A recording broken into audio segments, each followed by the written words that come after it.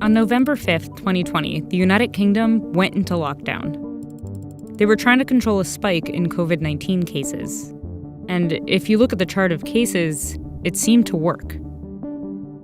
But despite having the same lockdown measures, infections in Kent, an area outside of London, were still rising.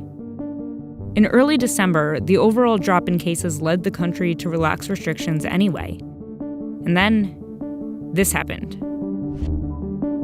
It wasn't until around this time that researchers realized that somewhere in Kent, the virus itself had changed. It was a new variant. It was more contagious, and it was spreading. By the time scientists gave it a name, it had spread to most of southeast England. 2 months later, it was in 30 other countries. 5 months later, it was the most common form of the virus found in the United States. Lately, more and more variants are emerging in various places around the world. So, why are they showing up now? And what does this mean for the pandemic? Viruses are very simple. They're basically just the shell of proteins surrounding some genetic material, either DNA or RNA. That genetic material is made up of molecules that can be represented as a series of letters, like this. Each part of this code contains instructions for how to make one specific protein that allows the virus to function.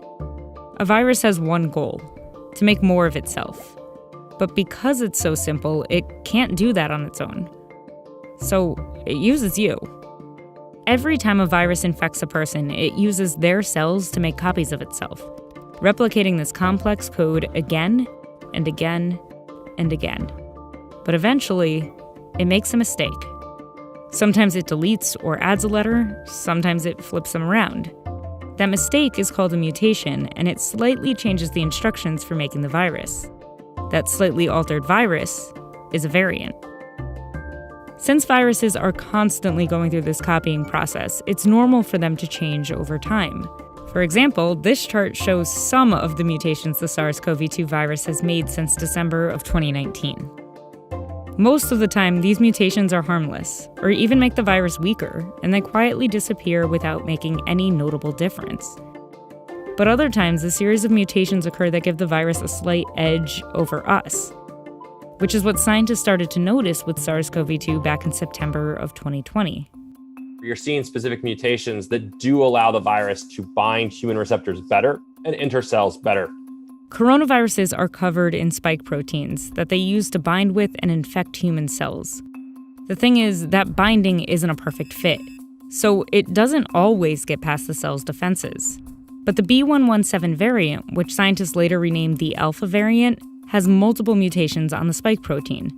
Mutations that make it easier for the virus to bind with cells, which can help make the virus more transmissible, which led it to become a dominant strain in many places around the world. But if SARS-CoV-2 has been mutating all along, why do the variants today, like this alpha variant, suddenly seem so much worse? It's important to remember that a virus doesn't make active decisions. It's not as if it creates a strategy within your cells.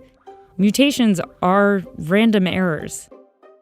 But the longer a virus is around and the more people it infects, the more it will change. And the more those changes accumulate, the more chances the virus has to evolve into something more dangerous. These 4 variants, considered variants of concern by the World Health Organization, all have mutations on the spike protein. Delta, the most recent addition to this list, has been referred to as a double mutant, because while it has many different mutations, it has 2 significant ones we've seen before. This mutation seems to make the virus more transmissible. And a version of this one, found in 2 other variants, makes it easier for the virus to reinfect people who have already had COVID-19. Meaning these 2 mutations may have evolved to dodge our natural immune response. Fortunately, the immune response we get from vaccines is much stronger than our body's natural immune response. So, while we may see variants that make our vaccines somewhat less effective, most experts think it's unlikely one will emerge that completely evades our vaccines. But that doesn't mean it can't happen. If you give the virus enough time and replicative cycles, it will sample a very large evolutionary space and find a solution to the problem we've presented it, which is vaccination and widespread immunity.